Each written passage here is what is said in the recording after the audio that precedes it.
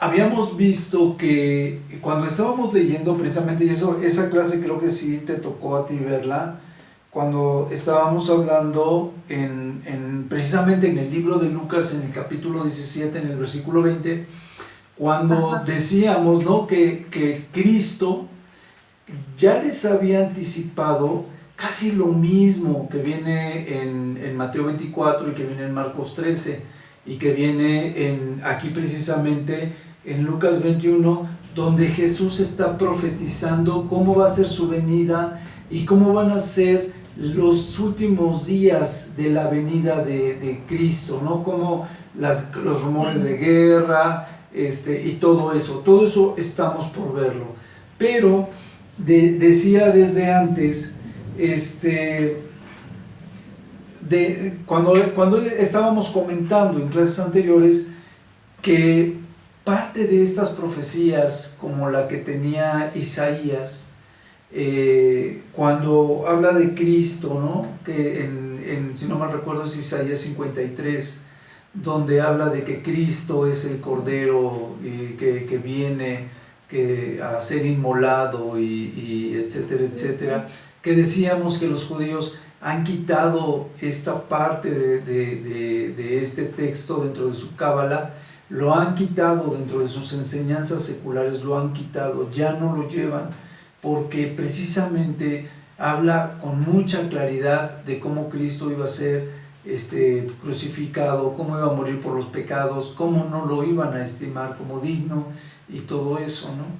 Entonces, y de eso mismo está hablando el Señor Jesucristo poquito antes de entrar en el capítulo 20, a partir del 41, cuando dice de quién es hijo el Cristo, ¿no?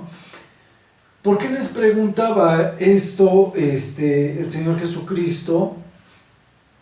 Porque, bueno, primero le preguntaban al Señor, tanto los fariseos como los escribas, los ancianos, los sacerdotes, le estaban tratando de tender una trampa, es lo que habíamos visto en los capítulos anteriores.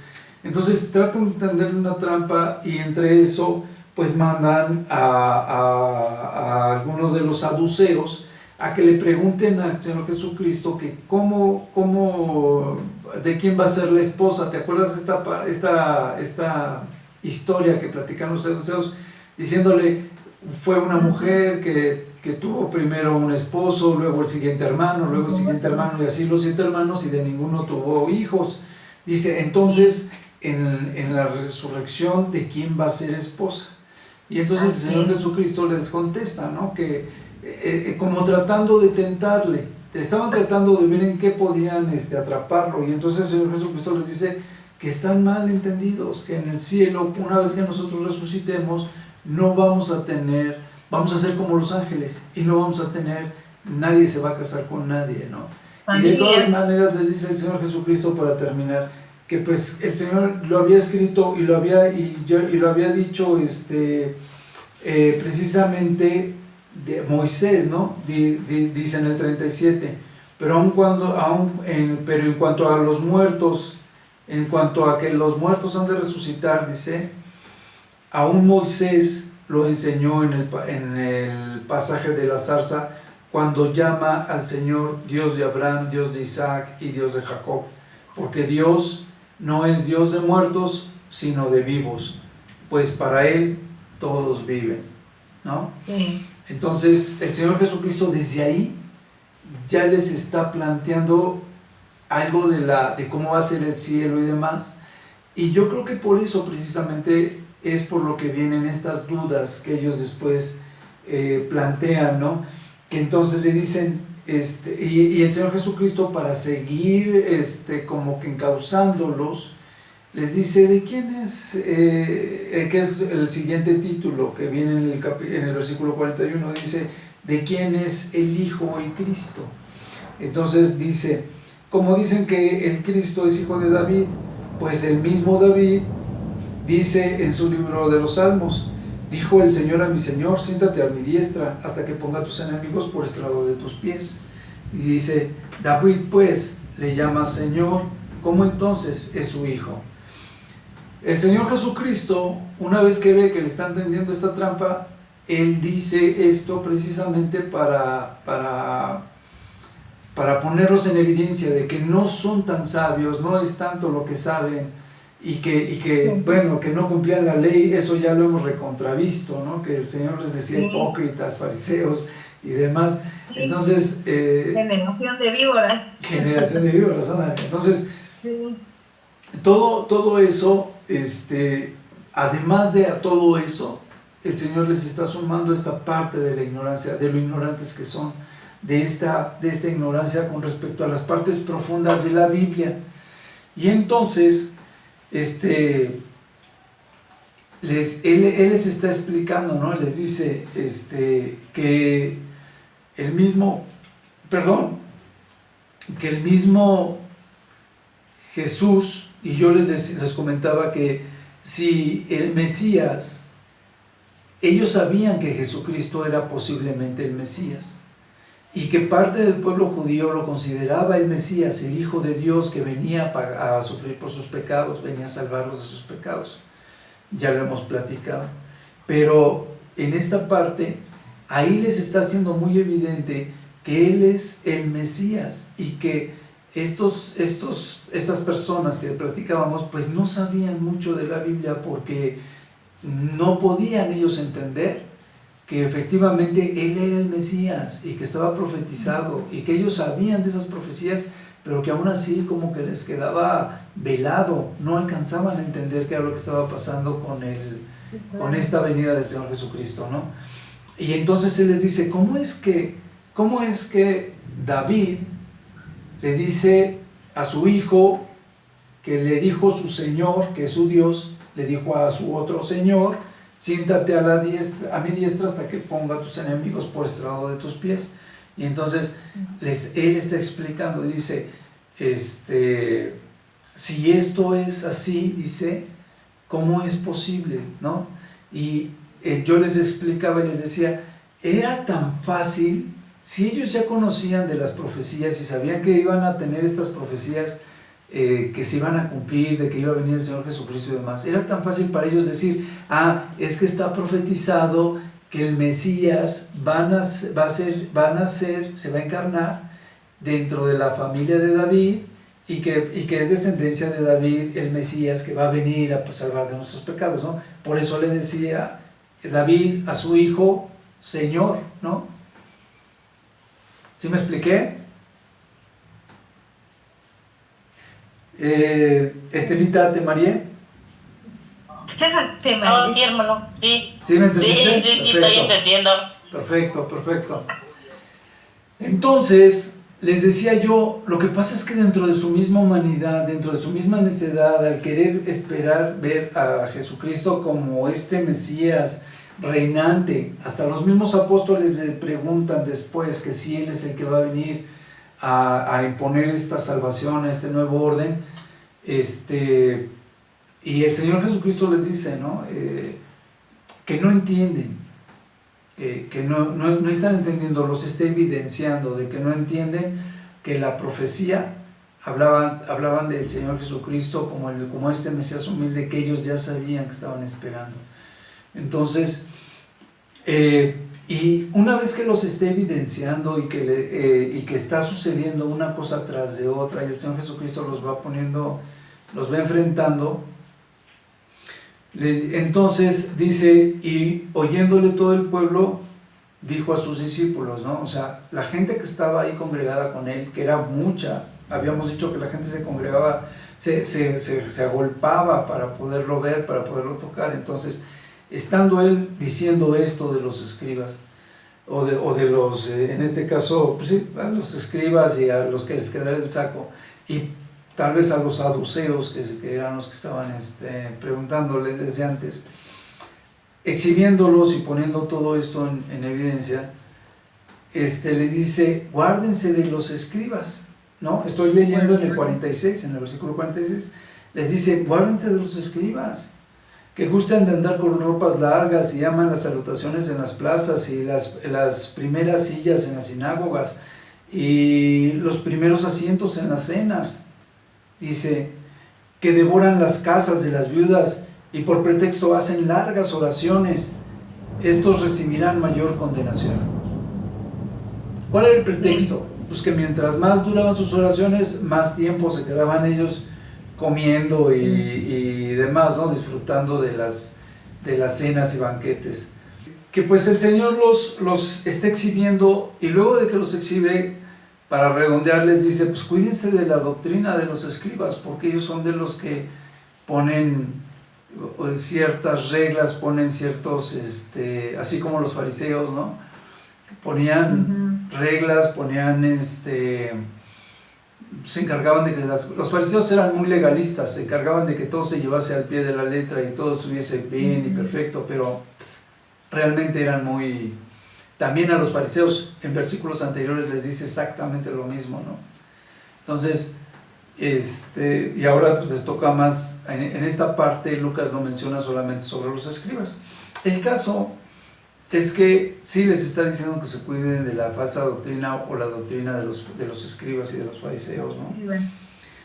Ok, entonces él se ve o nos deja ver, él ya había hecho la entrada triunfal, él ya iba de camino al templo, no sabemos si fue en un solo día o durante varios días, pero en una de esas, y parece que aparentemente después de haberlos exhibido a estos, va más adelante y al templo, ¿no?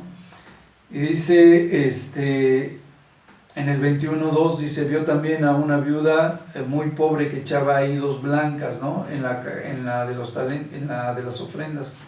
Entonces dice, en verdad os digo que esta viuda pobre echó más que todos, porque todos aquellos echaron para las ofrendas de Dios de lo que les sobra, mas esta de su pobreza echó todo el sustento que tenía. Entonces, y ahí les decía yo que es como que una parte, ¿no? Nada más como que un relax, como que un ya punto y aparte. Entonces, viene después cuando Jesús predice la destrucción del templo. Les comentaba yo que existían las profecías de Isaías 66, cuando dice que en un solo día va a ser constituido Jerusalén otra vez como una nación libre y independiente. Y el pueblo judío, como lo hemos estado viendo, a pesar de haber estado 430 años en esclavitud y después haber estado 40 años en el desierto y después haber estado una buena cantidad de tiempo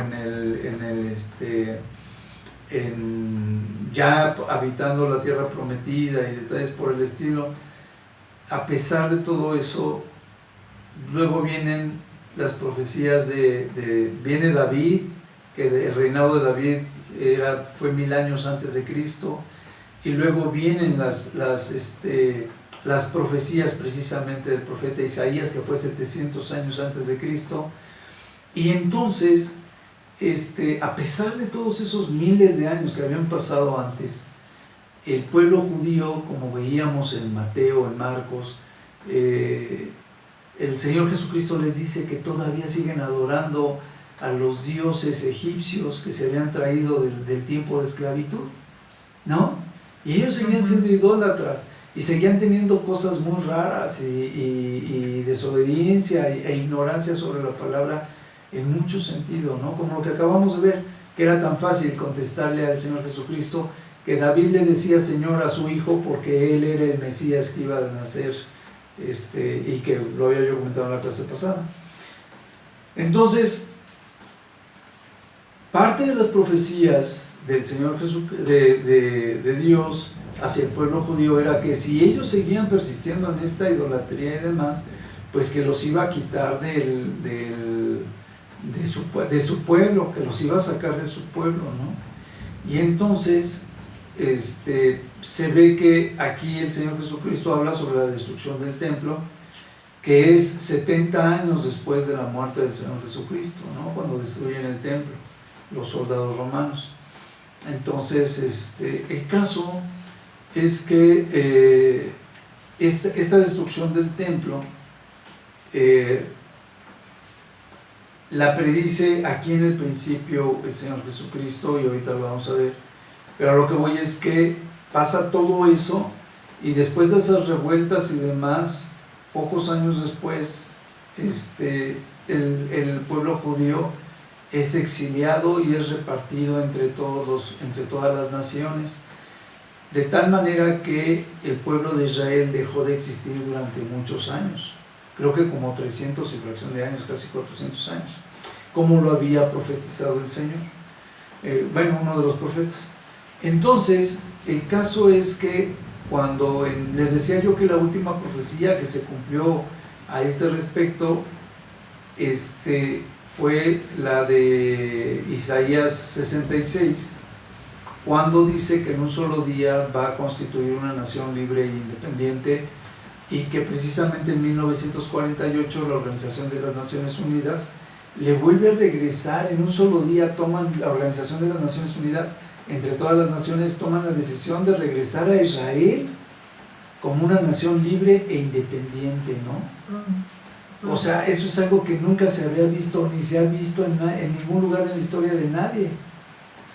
Y entonces regresan todos los judíos otra vez a su pueblo, ¿no? Entonces, a su país, porque se vuelve a constituir un país.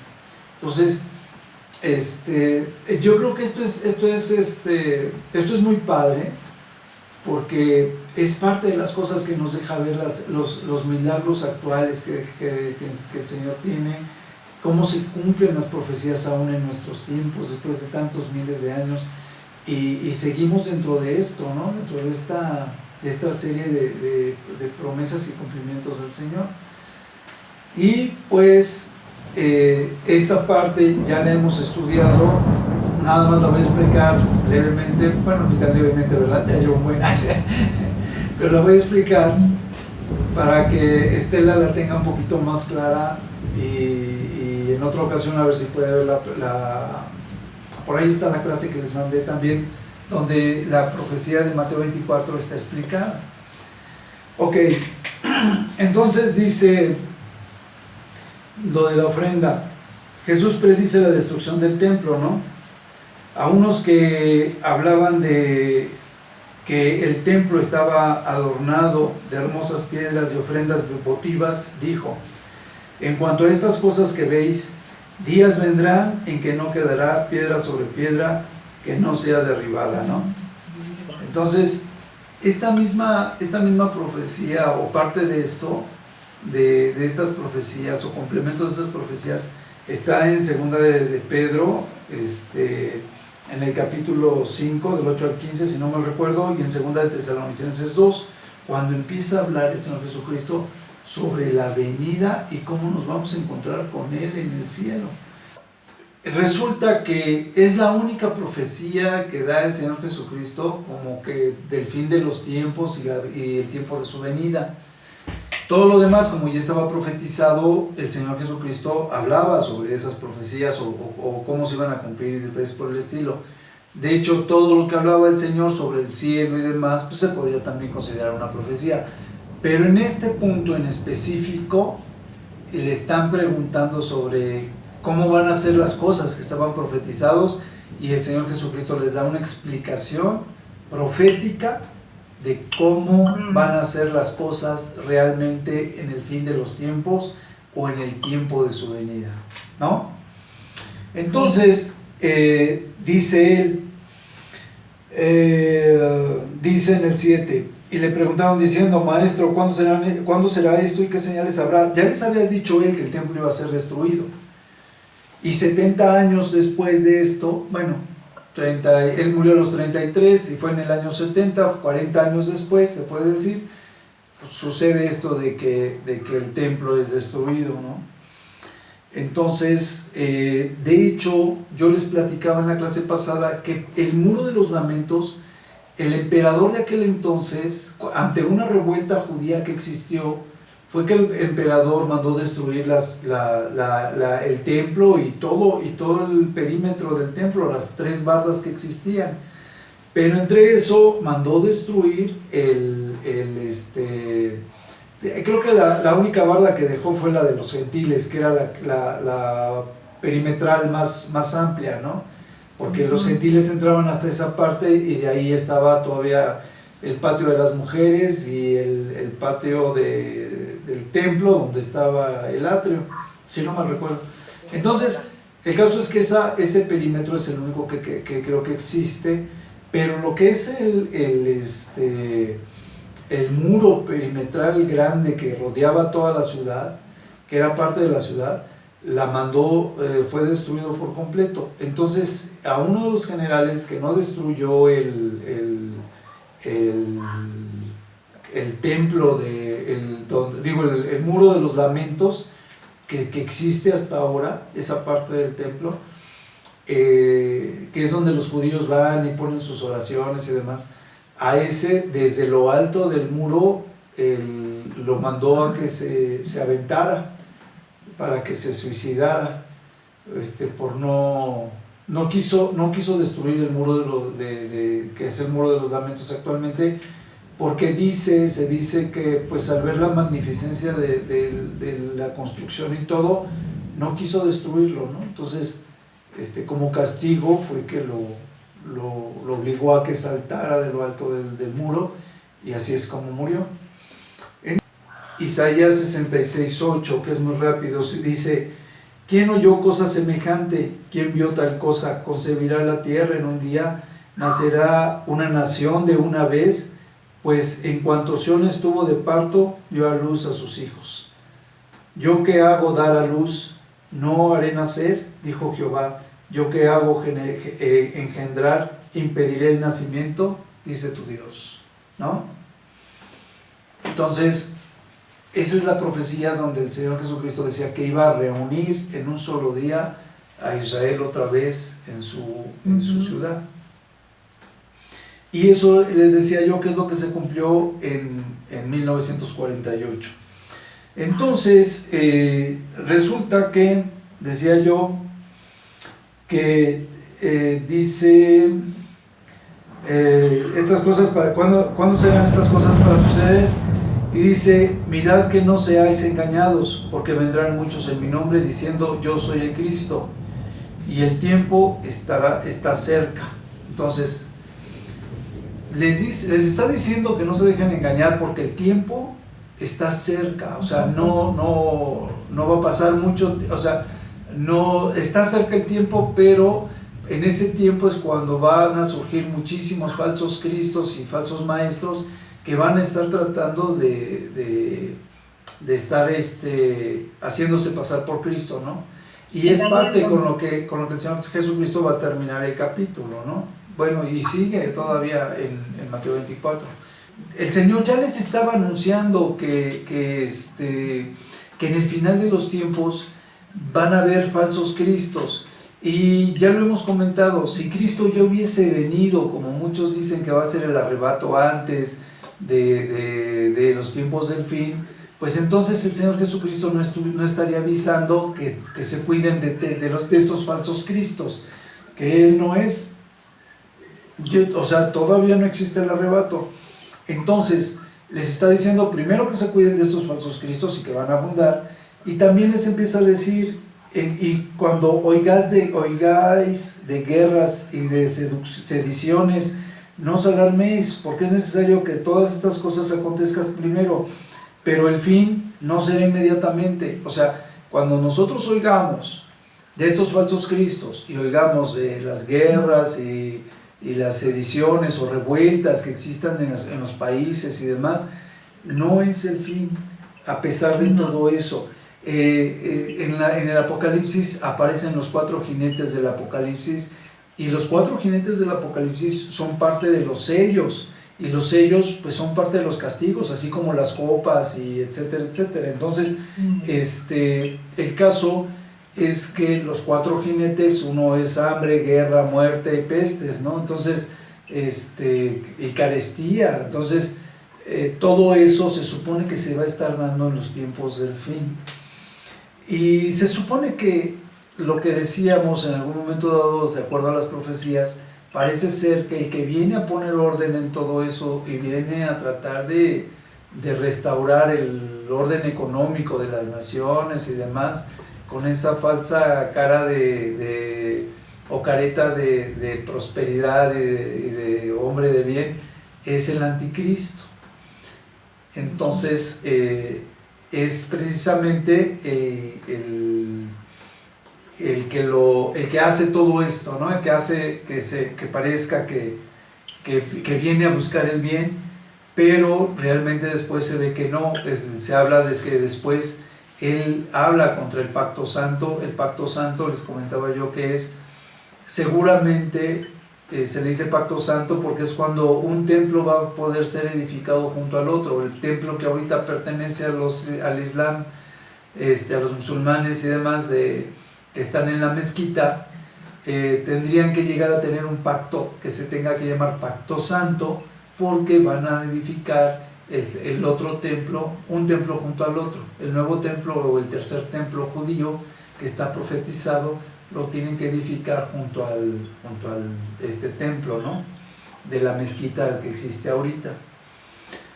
Entonces dice, es necesario que estas cosas acontezcan primero, pero el fin no será inmediatamente, o sea, todavía no venía el fin. Dice, se levantará nación contra nación y reino contra reino, y habrá Salud. gracias, y habrá ¿dónde me quedé? Grandes terremotos. Y habrá El 11. sí, y habrá grandes terremotos y en diferentes lugares, hambres y pestilencias, y habrá terror y grandes señales del cielo.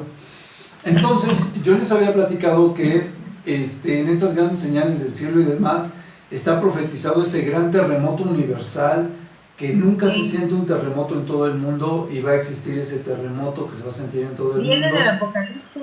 Y viene en el Apocalipsis, y vienen varias citas bíblicas donde se habla de este terremoto universal, pero casualmente este mismo terremoto universal, ya les había platicado con citas bíblicas, está señalado también en la venida del Señor Jesucristo. Entonces es pues importante que lo tengamos presente. Entonces viene este gran terremoto, ¿no? Viene este terremoto universal. Entonces, pero no es, el terremoto universal no viene junto con las pestes, las guerras y demás, sino que primero vienen estos terremotos, estas hambres, estas guerras, como les digo, como lo definen los 4 jinetes del Apocalipsis, que también en el Apocalipsis los 4 sellos es el principio de los sellos de las profecías del fin de los tiempos. Entonces, esto lo vemos más adelante, ¿no? Después de las guerras, los terremotos y demás, dice: pero antes de todas estas cosas os echarán mano y os perseguirán y os entregarán a las sinagogas y a las cárceles, y seréis llevados ante reyes y ante gobernadores por causa de mi nombre. Esto será ocasión para dar testimonio. Poned en vuestros corazones, no pensar antes cómo habéis de responder a vuestra defensa, en vuestra defensa, porque yo os daré palabra y sabiduría, la cual no podrán resistir ni contradecir todos los que se opongan. Dice, el Señor Jesucristo les dice que antes, fíjense, antes de esto de las guerras y demás, yo creo que cuando vienen las hambres, las sediciones, estas guerras, que siempre ha habido guerras en el mundo, siempre, estaba viendo una vez que decían que solamente ha habido paz en el mundo como que una semana, algo así, o un mes, en todo el mundo, donde no ha habido guerras en ningún lado. Entonces, el caso es que siempre ha habido guerras y demás, ¿no? Y por eso, pues el hombre no sabe exactamente cuándo va a dejar, cuándo es el tiempo. Siempre pensamos que el tiempo de la venida del Señor Jesucristo está cerca. Entonces, dice que estas hambres, obviamente, para que el Señor mencione que son estas guerras, pues sí está hablando, yo creo que de casi una tercera guerra mundial, ¿no? Digo, yo espero que sea esa tal vez guerra, porque dice, es de guerras y rumores de guerras. Entonces yo espero que sea la última, porque sí, que el mundo no creo que aguante otra guerra de esas magnitudes, ¿no? Con la tecnología de ahora. Entonces dice que les van a echar mano. Cuando viene lo de la hambruna y todo esto, como el anticristo viene a ponerles la marca de la bestia a las gentes y demás, pues la gente no se va a dejar marcar. Al no dejarse marcar, pues vamos a hacer ocasión de que la economía no marche tan bien o no sea tan próspera o cosas por el estilo, y las gentes que nos rodean pues nos van a detestar, van a pensar que somos pues muy cerrados o cosas por el estilo, pero pues no podemos dejarnos marcar, ¿no? Está dicho en la Biblia que no debemos dejarnos marcar. Entonces, el caso es que yo creo que por eso vamos a ser acosados, perseguidos y demás, y van a pasar, el anticristo va a pasar de esa fachada de prosperidad a una fachada de persecución y rigorismo y demás, y más adelante va entonces a tomar posesión de Israel, como está profetizado, del templo y del ejército de Israel, ¿no? ¿Qué es lo que vamos a ver más adelante? Dice, mas seréis entregados aún por vuestros padres y hermanos y parientes y amigos, y matarán a algunos de vosotros, y seréis aborrecidos de todos por causa de mi nombre, pero ni un cabello de vuestra cabeza perecerá. O sea, nosotros somos físicamente, humanamente mortales, pero espiritualmente nuestra alma va a vivir por siempre en la presencia del Señor. Entonces dice, con vuestra paciencia ganaréis vuestras almas, ¿no? Confirmando lo que les estoy diciendo. Pero cuando viereis en Jerusalén rodeada de ejércitos, sabed entonces que su destrucción ha llegado. Entonces, como yo les decía, las otras profecías, como las profecías de Daniel y demás, hablan de que el ejército es tomado y Jerusalén es tomado, y que el continuo sacrificio es suspendido durante 3 años y medio. En otras profecías habla de 1260 días, que son 42 semanas, que son 3 años y medio, y que es exactamente de las 70 semanas de Daniel, la última semana es la mitad de la última semana. Entonces, durante la primera mitad está el templo y demás, y llega el anticristo, más o menos a la mitad, yo creo, de la última semana, toma a Israel, y entonces suspende el continuo sacrificio por 3 años y medio, ¿sí? Porque dice que el continuo sacrificio va a ser interrumpido, el mismo Daniel en otras profecías, dice que el continuo sacrificio va a ser interrumpido a la mitad de la semana 70, y después dice que después de 1260 días, de 1290 días, después de 1290 días, va a ser la gran abominación o la abominación desoladora de la que habla el profeta Daniel, que es cuando la bestia se mete al lugar o al templo para ser adorado como si fuese el Mesías. Esa es la abominación desoladora. Entonces en el versículo 21 dice, entonces cuando vean que Jerusalén está tomada por el ejército, dice, cuando vean que Jerusalén está tomada por el ejército y demás, dice, los que estén en Judea huyan a los montes, y los que en medio de ella váyanse, y los que estén en los campos no entren en Jerusalén, no entren a la ciudad, no entren en ella. Dice, porque estos son días de retribución, o sea que les va del castigo a Israel y de su paga por esa idolatría que tuvieron durante toda su vida. Dice, para que se cumplan las cosas que están escritas, todas las profecías que están escritas. Dice, mas hay de las que estén encintas y de las que críen en aquellos días, porque habrá gran calamidad en la tierra e ira sobre este pueblo, y caerán a filo de espada y serán llevados cautivos a todas las naciones, y Jerusalén será hollada por los gentiles, o sea, por los que no creen en Dios, van a ser holladas, va a ser maltratada, va a ser perseguida, hasta que los tiempos de los gentiles se cumplan. ¿no? O sea, hasta que ese tiempo esté totalmente, ahora sí que se cumple ese tiempo. Aquí dice, el título está él hablando sobre precisamente el tiempo del fin y demás, y les está dando las señales, y les está hablando de la gran abominación. Aquí no habla de cuando veáis la abominación de la que habló el profeta Daniel, como una advertencia previa a que es exactamente un tiempo exacto, ¿no?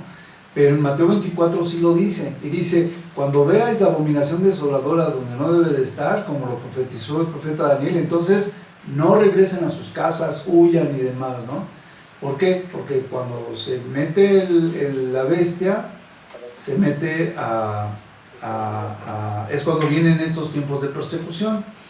Estudiando nosotros todo esto, veíamos que la abominación desoladora se da hasta finales de la semana 70, no se da a mediados de la semana 70. Entonces, la persecución hacia el pueblo judío y hacia los cristianos como tal, como que una persecución de la mitad de la semana 70 hacia el final, no es, sino que estos tiempos de persecución, de guerras y demás, suceden durante esos 7 años, ¿no?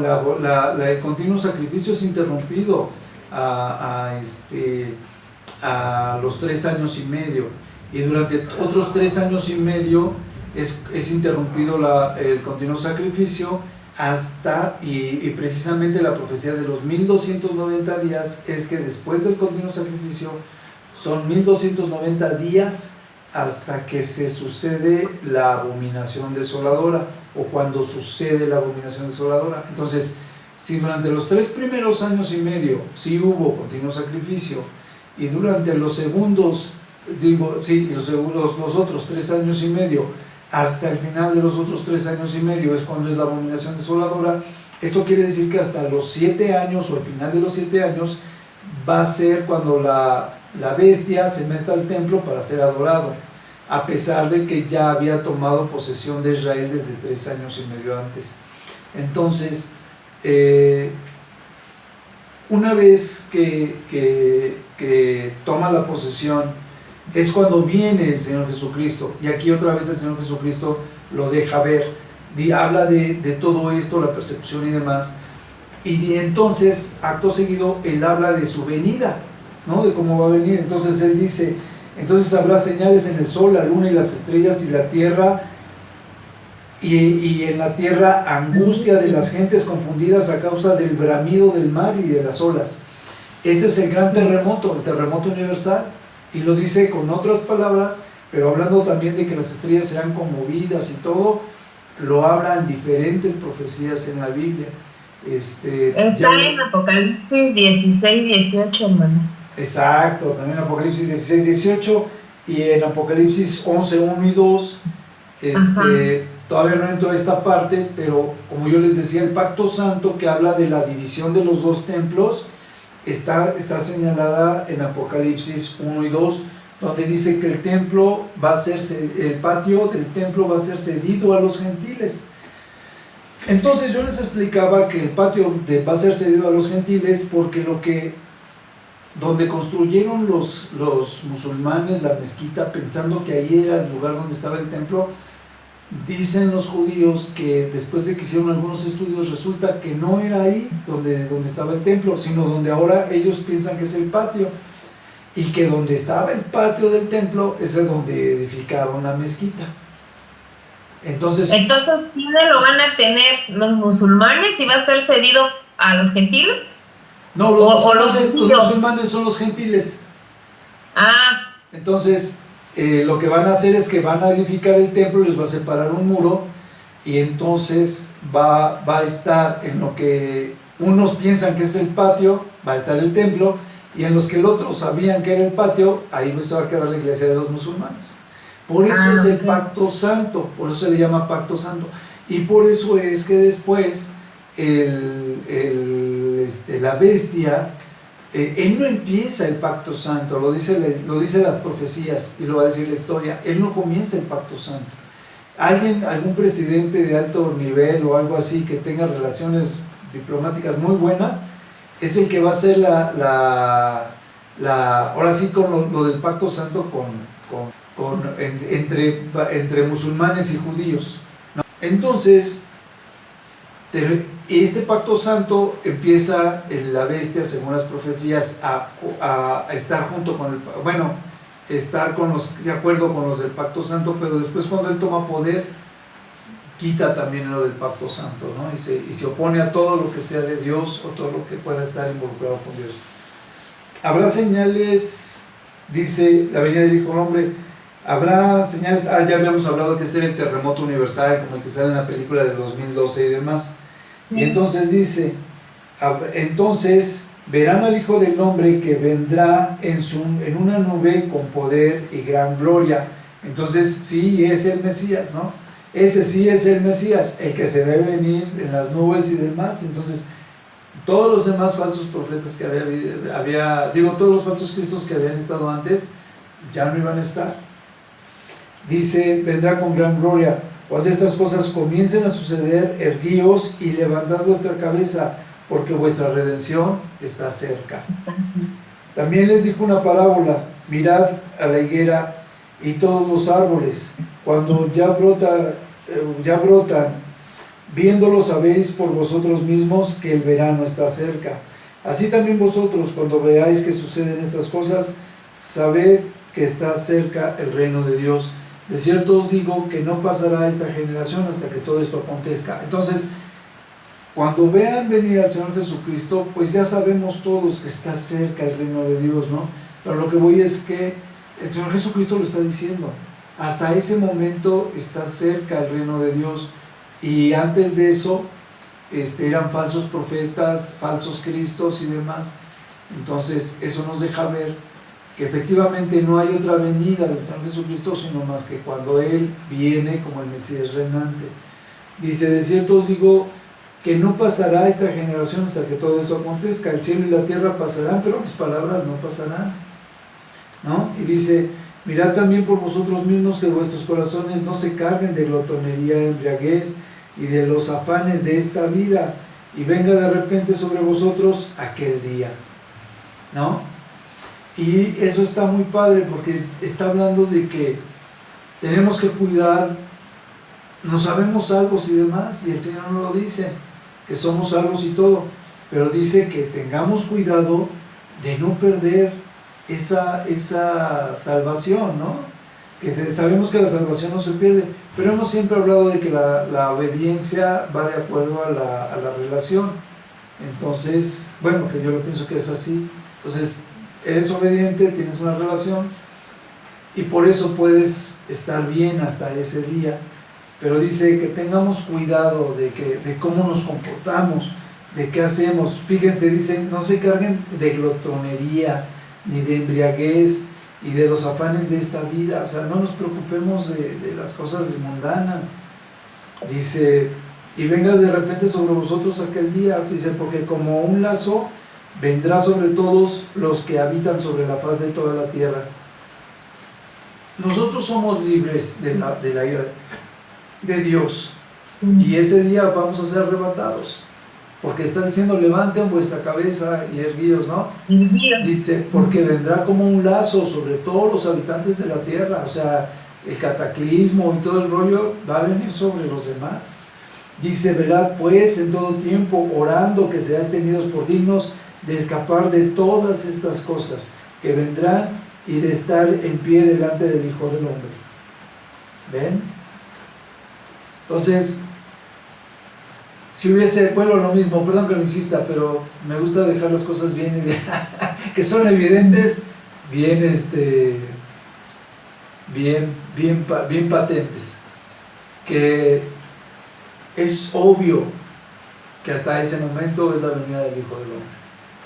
Entonces, sí va a pasar tribulación, sí tenemos que pasar persecución, sí tenemos que cuidar no cuidar lo que decimos, sino ponerlo en manos de Dios para que a través del Espíritu podamos dar testimonio a otros. Dice, y enseñaba de día en el templo y de noche saliendo. Se estaba en el monte que se llama de los Olivos, y todo el pueblo venía a él por la mañana para oírle en el templo. Ok, ¿preguntas hasta ahorita? ¿Comentarios? No. ¿No? No. Ok, bueno, sigue el 22.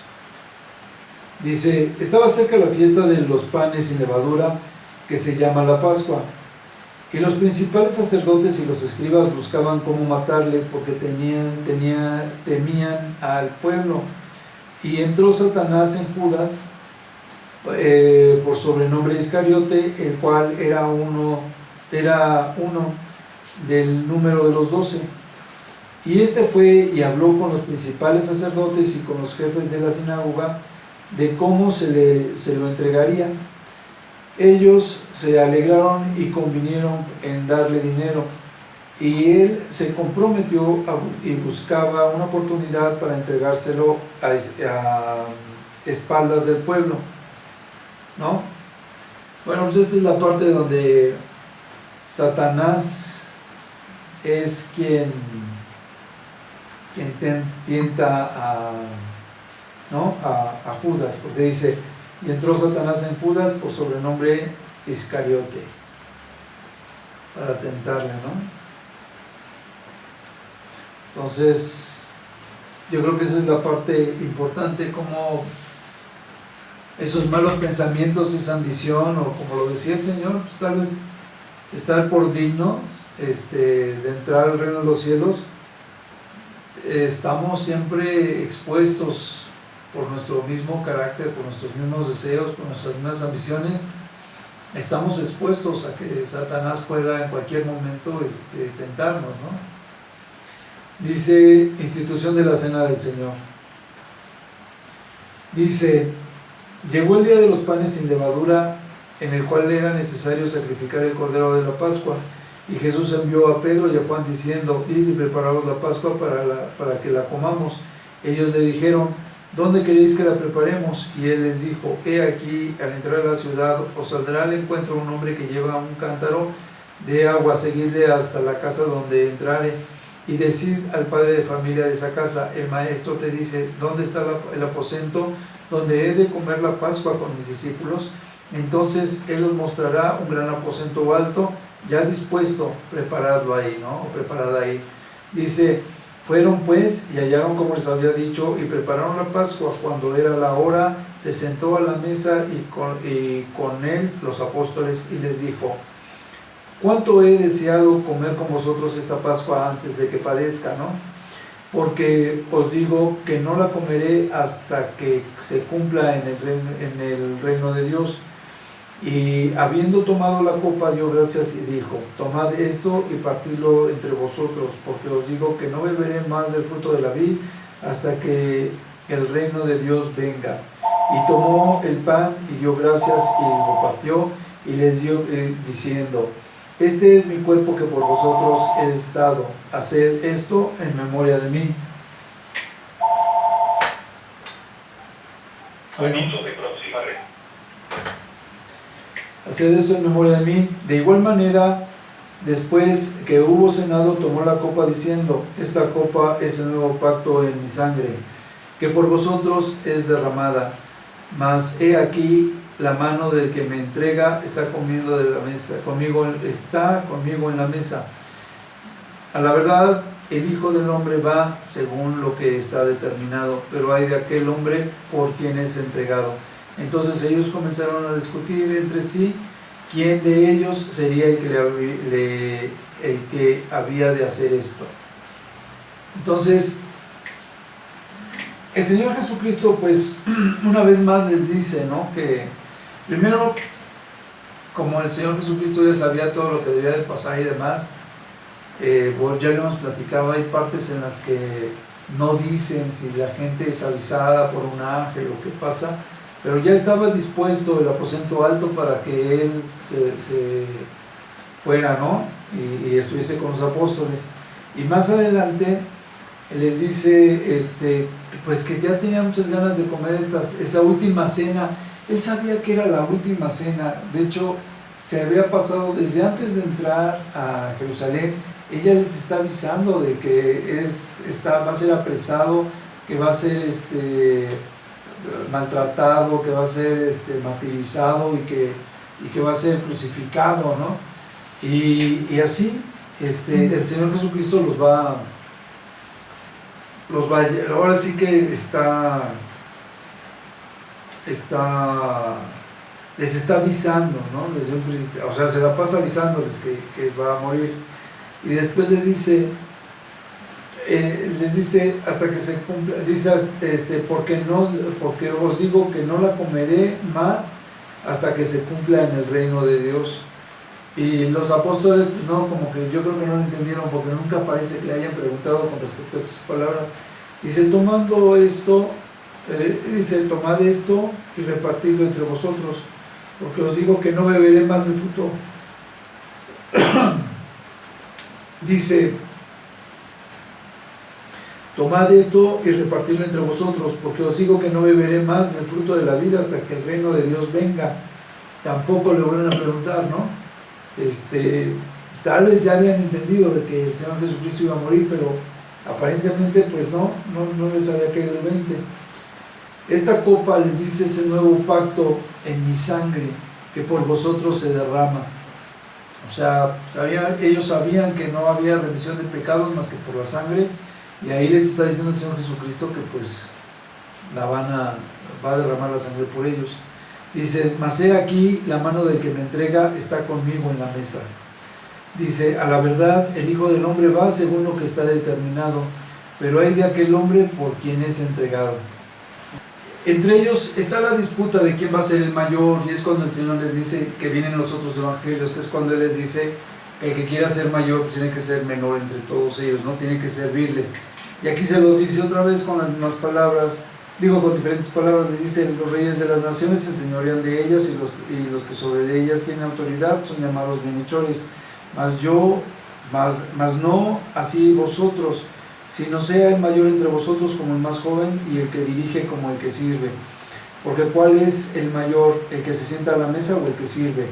No es el que se sienta a la mesa, mas yo estoy entre vosotros como el que sirve. O sea, siendo el Señor Jesucristo mayor, les está diciendo, yo soy el que les estoy sirviendo, porque en el reino de los cielos, el que es el mayor pues es el que sirve, ¿no? Dice, yo pues os asigno un reino como mi Padre me lo ha asignado a mí, ¿no? Pero dice, les dice primero, pero vosotros sois los que habéis permanecido conmigo en mis pruebas. O sea, en todas estas pruebas que tuvo, entonces, en todo este momento que va a pasar también, Él sabe que ellos van a estar cerca, ¿no? Van a estar pendientes. Dice, yo pues os asigno un reino como mi Padre me lo asignó a mí, para que comáis y bebáis a mi mesa en mi reino, y os sentéis en tronos juzgando a las 12 tribus de Israel, ¿no? Sí. Era lo que decíamos. A las 12 tribus de Israel le toca juzgarla a los apóstoles y a los santos que han muerto por el Evangelio, que son los mismos que van a estar reinando durante 1000 años una vez que sea la venida del Señor Jesucristo. Y antes de que pues ya sea el juicio del gran trono, ¿no?